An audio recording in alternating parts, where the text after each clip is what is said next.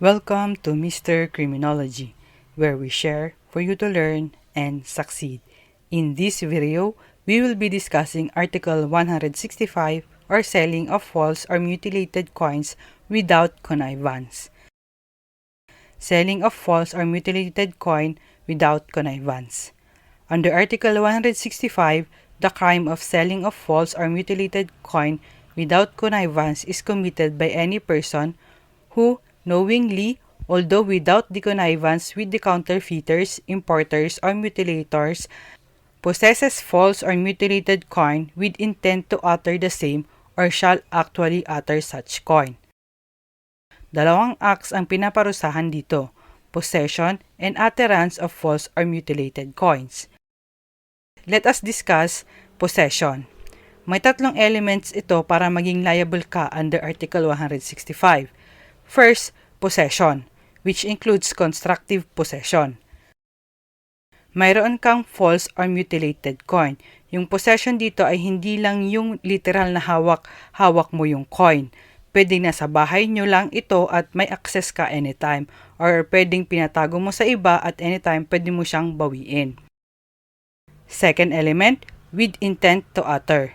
Na-discuss na natin kung ano ang utter or utterance sa Article 163. Ito yung ipapasa mo sa iba yung false or mutilated coins. Example, ipambabayad mo sa tindahan yung false or mutilated coins. Pero dito sa unang act na pinaparusahan ng Article 165, hindi mo pa yon ginagawa. May intent ka lang gawin. Third element, knowledge that such coin is false or mutilated. Alam mong fake or mutilated yung coins. Discuss naman natin yung second punishable act, which is utterance of false or mutilated coins.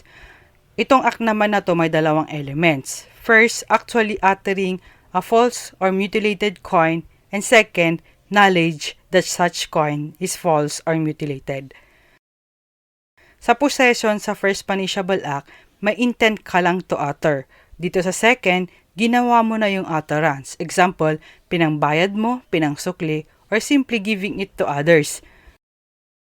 Sa first and second act, it is important that the accused has knowledge that the coin is false or mutilated. Ano yung coin na tinutukoy dito? Legal tender ba or any coin? In relation to Articles 163 and 164, pag yung coin is false coin, hindi kailangang legal tender. It is any coin. Pag mutilated coin naman, dapat legal currency siya or legal tender. Na-discuss na natin kung ano ang legal tender or legal currency sa Article 164. Thank you for watching. If you like this video, don't forget to share it and to subscribe.